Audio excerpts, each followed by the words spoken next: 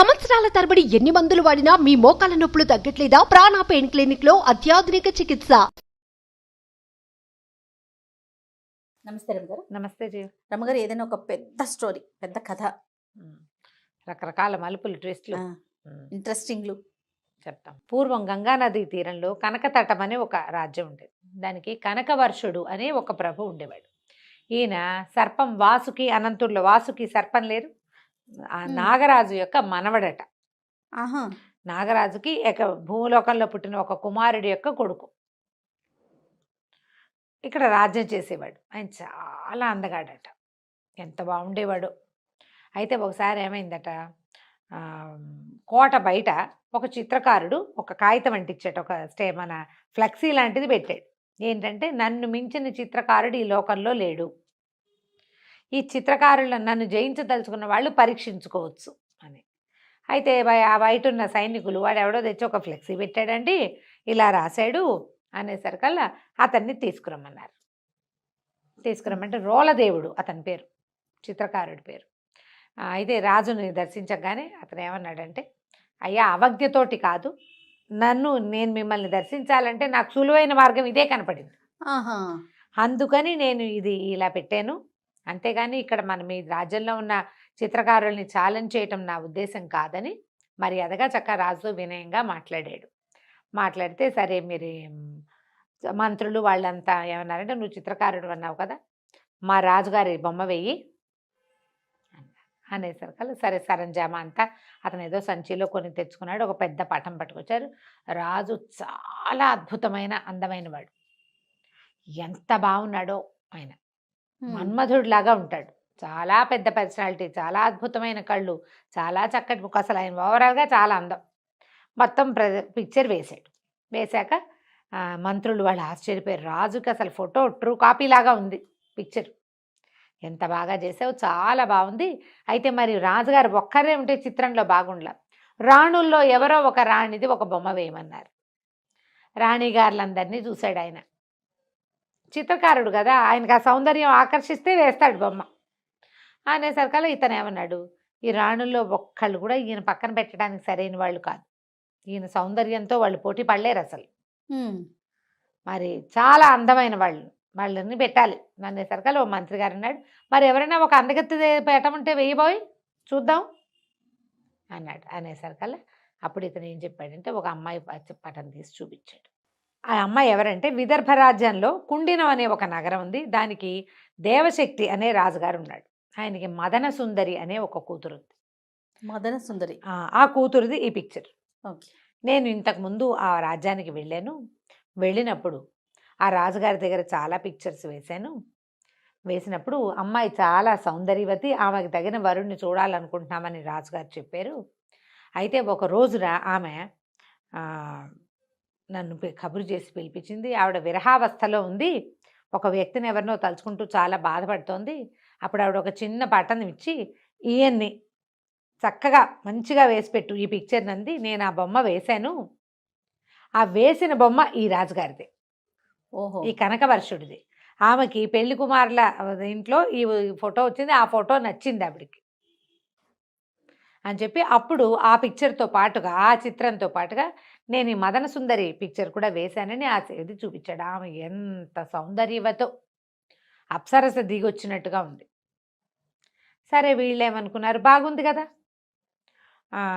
ఇతనుని అడిగాడు, మరి ఈ అమ్మాయిని నాకు వివాహం చేసుకునేందుకు అవకాశం ఉందా ఏమిటి అని అడిగితే, మీ పటం వేశాను కదా, ఇప్పుడు అమ్మాయి దగ్గర నుంచి ఈ పటం తీసుకురాకూడదు, మిమ్మల్ని చూడగానే ఆ పటంలో ఉన్నది మీరేనని నాకు అర్థమైంది, ఎవరినైనా పంపించండి నాతో పాటు, నేను వెళ్ళి ఆ దేవశక్తి మహారాజుకు చెప్పి ఆ పిల్లని మీకు ఇప్పిస్తానన్నాడు.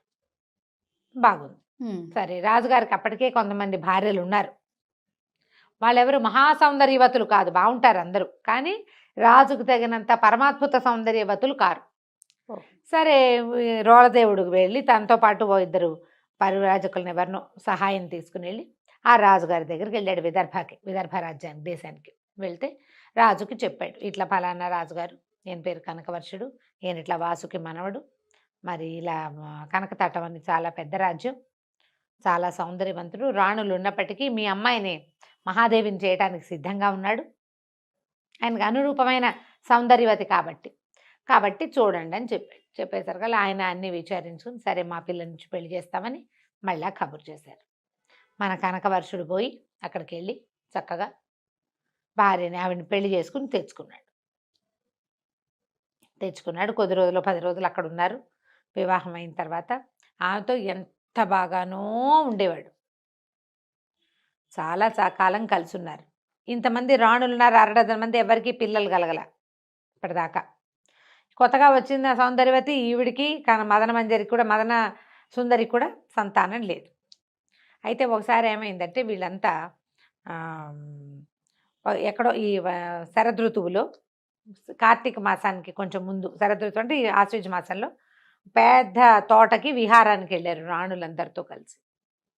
వెళ్తే ఈ రాణులు అక్కడికి వెళ్ళేసరికల్లా నీళ్ళల్లోకి ఆడేటప్పుడు ఒక్కొక్కళ్ళు కొంచెం ఉత్సాహపడతారు కదా. ఈవిడికి వాళ్ళందరూ రాజుతోటి అంత చనువుగా ఉంటే నచ్చదు, తనకంటే ముందు భార్యలు కదా, అయినా చనువుగా ఉండదు. నచ్చలేదు. కోపం వచ్చి ఆవిడ వెళ్ళిపోయేసరికల్లా అబ్బో అమ్మాయి ఈవిడికి కోపం వచ్చిందని ఇతను ఆవిడని బతులాడుకోవడం కోసం ఇక్కడ ఉన్న రాణులందరినీ వదిలిపెట్టి మళ్ళీ ఆమె వెనకాలబడి నగరంలోకి వెళ్తాడు. వెళ్ళేసరికల్లా చాలా బతిమలాడి ఆవిడని ఎట్లాగో స్వాధీనపరుచుకుంటాడు. పడుకునేసరికల్లా ఆ రాత్రి అతనికి తెల్లవారుజామున ఒక విచిత్రమైన కల వస్తుంది. ఆయన మెడలో ఏకావళి, ఒక ముత్యాల దండ ఒకటి ఉంది. ఆ ఏకావళి ఎవరో లాగేసుకున్నట్టు.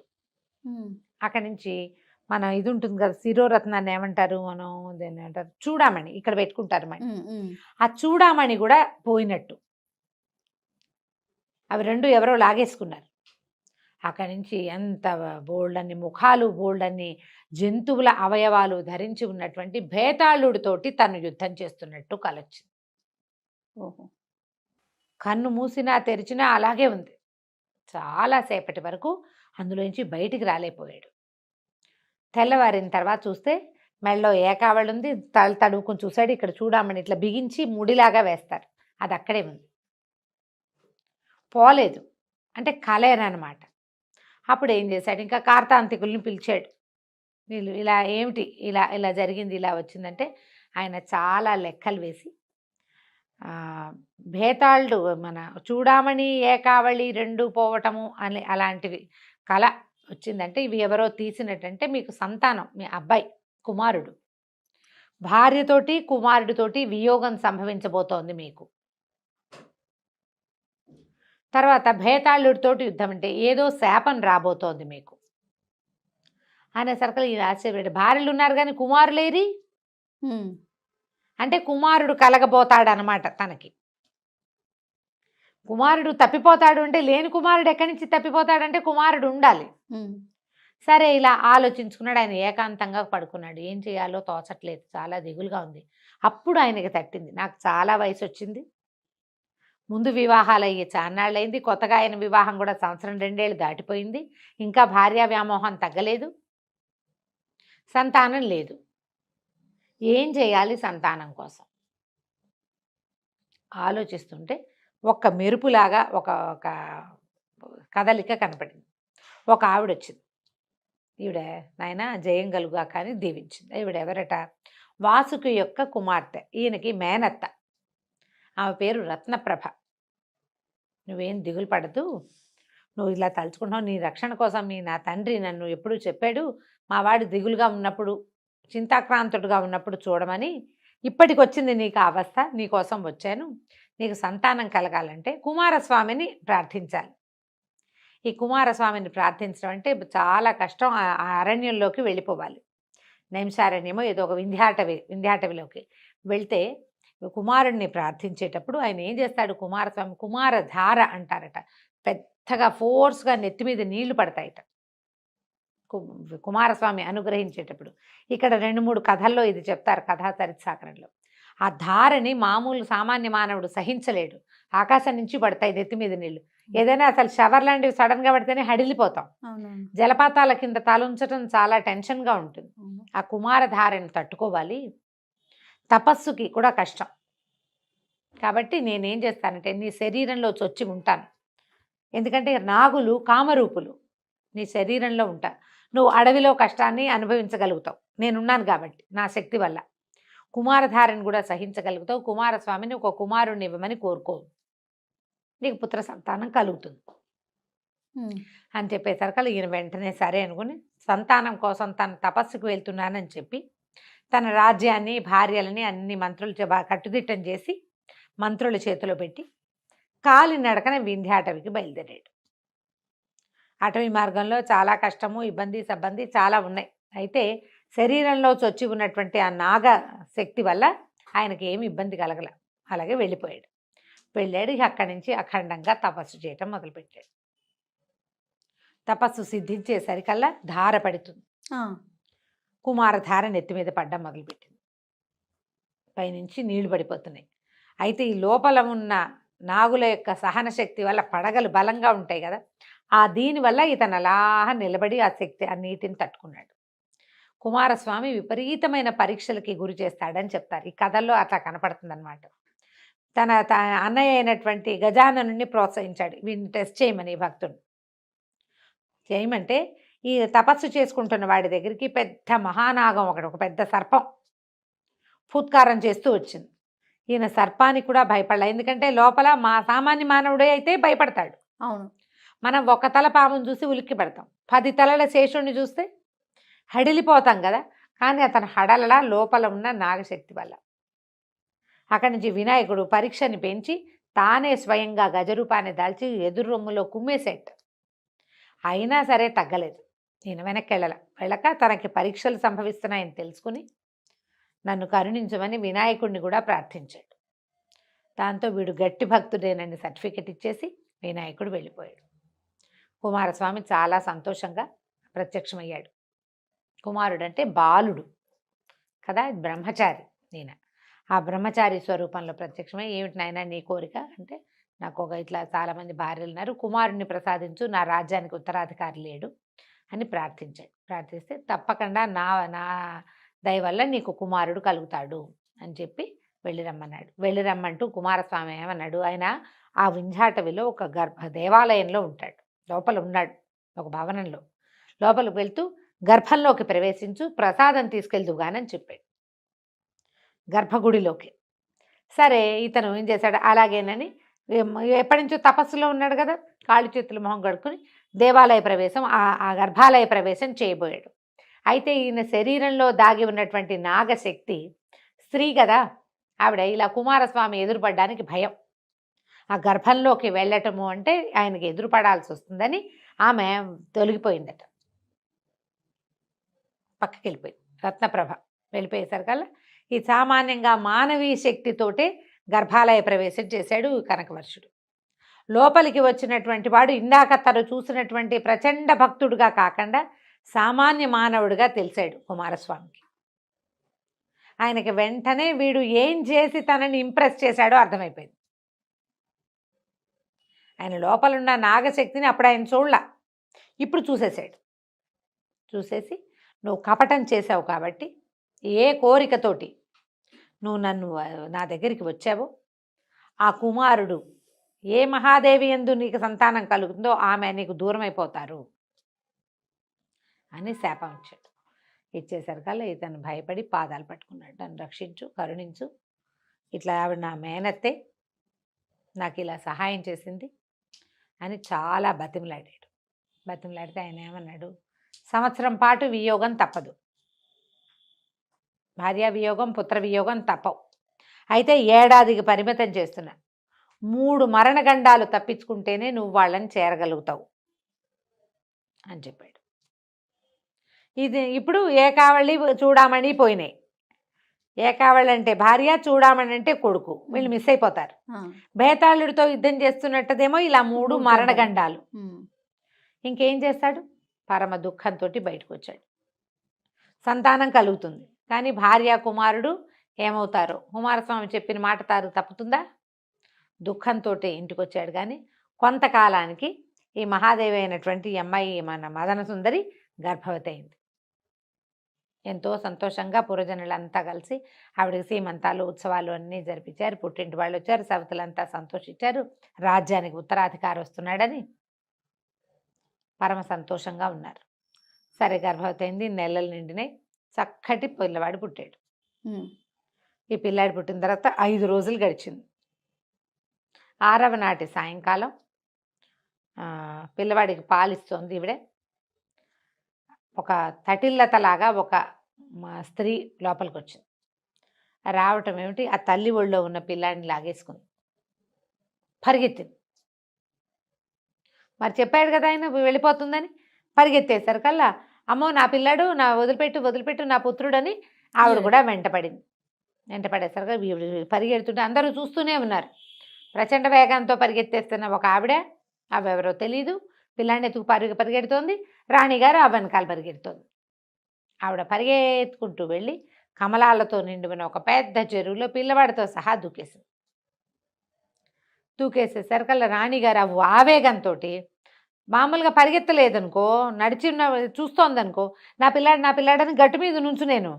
కానీ ఆవిడ ఒక పరిగెడుతోంది కదా, ఆ ఉద్వేగం ఆపుకోలేక ఆవిడ నా పిల్లాడో అని ఆ నీళ్ళలోకి దూకేసింది. ఎంత గాలించినా రాణి కానీ పిల్లవాడు కానీ ఇక ఆ నదిలో, ఆ చెరువులో దొరకల. రాజు పిల్లాడు, అదే రాజు రాణి పిల్లవాడు వెళ్ళిపోయారు. రాజు పిచ్చివాడైపోయాడు. ఆ భార్యని వదిలిపెట్టి ఉండలేడు ఆయన, కుమారుణ్ణి ఇంకంతే. ఇప్పుడు 3 మరణగండాలు దాటాలి. ఈయన రాజ్యంలోనే కూర్చుంటే మరణగండాలు ఎట్లా దాటుతాడు? మళ్ళీ కుమారస్వామి కోసమో ఎవరో ఒకళ్ళ కోసం ప్రయత్నం చేయడం కోసం ఎక్కడ ఈ సమస్యకి సమాధానం లభిస్తుందో తెలియక రాజ్యాన్ని విడిచిపెట్టి అడవుల్లో పడ్డాడు ఈయన. అడవుల్లో పడి తిరుగుతున్నాడు ఆయన, ఏమీ తోచక. పాపం వెళ్తుంటే ఏమైంది, ఒక్కడే వెళ్తున్నాడు, ఒక సింహం ఈయన మీద పడింది. మామూలుగా రాజు అనే సర్కల్ ఒక అత్తి కటారు, సూర్య కటారి, ఏదో చిన్నది పిడిబాకో ఏవో ఒకటి ఉంటాయి ఆయుధాలు. ఏ ఆయుధము లేదు ఆయన దగ్గర. ఎందుకంటే ఆయన వేటకి రాలేదు, పౌరుష ప్రదర్శన లేదు అక్కడ. ఒక నిస్సహాయ స్థితిలో తిరుగుతున్నాడు. ఇక ఈ సింహం వచ్చి పడేసరికల్లా అయిపోయాను అనుకుంటే ఈ లోపల ఏమైంది, తటాలున ఎక్కడి నుంచో వచ్చినటువంటి ఒక యోగి ఈ సింహాన్ని 2 ముక్కలుగా కోసేసాడు, కత్తి పెట్టి కొట్టేశాడు. సింహం పక్కకు పడిపోయింది. నేను ఆశ్చర్యపోయాడు. ఆయన ఎవరో, నువ్వు మహానుభావుడివి, నన్ను రక్షించావు, లేకపోతే నేను ఈ గండం తప్పేది కాదు, చచ్చిపోయేవాడిని నేను. ఆ పైగా ఈయనకి ఓపిక లేదు, సింహాన్ని ఎదిరించి పోరాడే సత్తా కూడా లేదు. అప్పుడు ఇతను ఏం చెప్పాడంటే, అయ్యా మీరు నన్ను గుర్తించలేదు, ఒక శ్రమణకుడిని ఇదివరకటి కాలంలో మీరు చేసిన సహాయం వల్ల నాకు ఇబ్బంది తీరిపోయింది, నాకు విద్యాధరత్వం సంప్రాప్తిస్తుందని ఈ అడవికి వచ్చి తపస్సు చేసుకుంటున్నాను, మిమ్మల్ని రక్షించాక నాకు విద్యాధరత్వం వస్తుందని నా గురువు చెప్పాడు, నేటితో నా శాపం కూడా తీరిపోయింది, నీ వల్లే నేను రక్షించబడ్డాను అని చెప్పి నాకు ఈ శరీరం కూడా పోతుంది, నేను విద్యాధరుణ్ణి అయిపోయి నా దారిని నేను వెళ్ళిపోతానన్నాడు. అనేసరికల్లా అప్పుడు ఈయన కనకవర్షుడు తనకి వచ్చినటువంటి ఇబ్బంది, ఈ పరిస్థితి గురించి చెప్పేసరికల్లా నాకు ఎక్కడ దొరుకుతుంది, నా భార్య ఎక్కడ దొరుకుతుంది, నా పిల్లాడు ఎక్కడ దొరుకుతాడంటే ఈయన ఏమన్నాడంటే, వింధ్యవాసిని సేవించు. వింధ్యవాసిని అనేది అమ్మవారు. వింధ్యాటవిలో కొండ మీద పైన ఉంటుందట ఆమె. వింధ్యవాసిని సేవించు, ఆమె ఈ కుమారస్వామి యొక్క శాపాన్ని తప్పించగలదు. ఆయన శపించాడు నేను, ఆ శాప విమోచనం లభిస్తుంది, లేదా సమాధానం లభిస్తుంది. నీ భార్య పిల్లాడు ఎక్కడున్నారో తెలుస్తారు ముందు మనకి అని చెప్పేసరికల్లా సరేనని అక్కడి నుంచి ఈ వింధ్యవాసన కోసం బయలుదేరి వెళ్ళేసరికల్లా వింధ్యాటవిలో విపరీతంగా ఏనుగులు 4 దంతాలుండా ఉంటాయట అక్కడ. అయితే ఏమైంది, ఆ అడవిలో ప్రయాణిస్తుంటే ఆ అడవిలో ప్రయాణాలకి ఒక్కళ్ళే ఎప్పుడు వెళ్ళరు. ఎప్పుడు కూడా లోకశాస్త్రం ఏంటంటే అడవిలో వెళ్ళేటప్పుడు 4 కలిసి వెళ్ళాలి. ఒక్కళ్ళే వెళ్ళేటప్పటికి వీళ్ళకి దాని పైగా వాటిని ఎట్లా బీట్ చేయాలి, అడవిలో జంతువుల ప్రవర్తనలు అవి తెలియ. వేటకెళ్ళేటప్పుడు రాజులు కూడా ఏం చేసేవాళ్ళు, ప్రత్యేకంగా వేట కుక్కలు, వేటగాళ్ళు, అడవి ఆనుపాను తెలిసిన వాళ్ళు, ఇవి ఏనుగులు సంచరించే మార్గమా, పుల్లు సంచరించే ప్రదేశమా, ఎక్కడ లేళ్ళు ఉంటాయి, ఎక్కడ దుప్పులు ఉంటాయి, అది తెలిసి ఉంటారు. ఈయనకేం తెలుసు, గుడ్డెత్తు చేలో పడ్డట్టు వెళ్ళిపోతున్నాడు. ఏనుగులు సంచరించే ఒక మార్గంలోకి వెళ్ళిపోయేసరికల్లా ఒక ఆడ ఏనుగు వెనకాల పరిగెడుతున్నటువంటి ఒక మగ ఏనుగును ఢీకొన్నాడు. కాస్తుంటే చంపేసేదే, ఆ 4 దంతాలకి చిక్కితే చాలా ప్రమాదం అయ్యేది. అది తన తొండంతో చుట్టి విసిరేసేసింది. ఈయన అదృష్టం బాగుండి కొమ్మలకు ఇరుక్కుని బతికేశాడు. రెండోసారి గండాన్ని తప్పించుకున్నాడు. అక్కడి నుంచి ఏమైంది, ఇంకా ముందుకు వెళ్తూ ఉండగా శబర వాళ్ళు, అది శబర జాతి వాళ్ళు ఇవన్నీ పట్టేసుకున్నారు. ఈ ఏనుగు తర్వాత తప్పించుకోగానే వాళ్ళకి దొరికేశాడు. వాళ్ళు వలలేసి పెడతారు, ఎవరైనా మానవులు దొరికితే అని పట్టుకుంటారు. పట్టుకున్న తర్వాత తీరా చూస్తే ఇది సర్వలక్షణ శోభితంగా ఉన్నాడు ఈయన. ఈయన చాలా అందగాడని చెప్పుకున్నాం కదా. ఇప్పుడు ఏదో అన్నం తినక, ఆహారం సరిగ్గా తీసుకోకపోయినా, అలంకారాలు లేకపోయినా సహజసిద్ధమైన సౌందర్యం ఎక్కడికి పోతుంది? వాళ్ళేమనుకున్నారు, ఇంత లక్షణంగా ఉన్నాడు, ఈయన్ని అమ్మవారికి బలిద్దాం అనుకున్నారు. బలి చేయాలి మరి. బలి ఇవ్వడానికి వేళ్ళు కాళ్ళు అన్నీ చూసారు, ఎక్కడా దెబ్బలు గాయాలు లేవు, అన్ని అవయవాలు సరిగ్గా ఉన్నాయి. శబరలు పట్టేసుకున్నారు. సవర శబర ఇలా రెండు పేర్లు వేరువేరుగా ఉంటాయి. ఇప్పుడు సవర్లు అంటారు, శబర జాతి అదొక కోయ జాతి అనమాట. అక్కడి నుంచి ఈ శాంబరి మంత్రం అలాంటివి వింటూ ఉంటాం. అవును. ఈ శబర వాళ్ళు పట్టేశారు, పట్టి ఇతను పట్టుకుపోయారు, ఓ చోట కట్టేశారు. తర్వాత వాళ్ళు పూజకి అన్నిటికీ ఏర్పాట్లు చేసుకున్నారు. ఏర్పాట్లు చేసుకుని ఈయన్ని బలి ఇవ్వడానికి సిద్ధం చేశారు. బలిచ్చే సమయానికి మళ్ళీ ఒక తటిల్లతలాగా ఒక మెరుపొచ్చి ఆవిడ రత్నప్రభ వచ్చింది. రత్నప్రభ రావటం ఏమిటి, వెంటనే ఈయన కట్లు ఊడిపోయినాయి. ఈయన వాసుకి యొక్క మనవడని తెలుసుకున్న శబర రాజు కూడా, అయ్యో మీరు మాకు చాలా సహాయం చేశారు ఎన్నోసార్లు నాయన. సర్పాలు నాగులు శబరలకి స్నేహంగా ఉంటారు. అడవుల్లో ఉండే చోట సర్పాలు వాటి దారిన పోతాయి. వీళ్ళ దగ్గర నాగ మంత్రాలు కూడా ఉంటాయి, నాగమణులు ఉంటాయి. నాగులే వీళ్ళకి స్వయంగా మణులు ఇచ్చినవి కూడా జరుగుతాయి. ఎక్కడైనా పొరపాటున పాములు కాటేస్తే వాటికి ప్రత్యేకమైన మూలికలు సమాధానాలు ఉంటాయి. వాళ్ళకి ఆ రెండు జాతులకి స్నేహం ఉంటుంది. వాళ్ళు ఆశ్చర్యపోతారు, అయ్యో ఈయన ఇట్లా ఎందుకు తిరుగుతున్నాడు ఏంటంటే అప్పటికి సంవత్సర కాలం పూర్తయింది. ఆవిడ ఏం చేసిందంటే ఏడాది నిండిన పిల్లవాడిని తీసుకొచ్చి అప్పచెప్పింది. మదన సుందరిని కూడా తీసుకొచ్చింది. ఇది సంవత్సర కాలం అని నాకు తెలుసు, నీ పిల్లాడిని నీ భార్యని నా సంరక్షణలో ఉంచుకున్నాను. వీళ్ళు ఎక్కడికో అయిపోయే బదులు ఇప్పుడు నా వల్లే నీకు ఈ శాపం వచ్చింది. సంతానం ఈవిడ వల్లే కలిగింది పాపం. అదే, కానీ ఆవిడ శక్తి ఉండటం వల్లే కుమారస్వామికి నచ్చలేదు.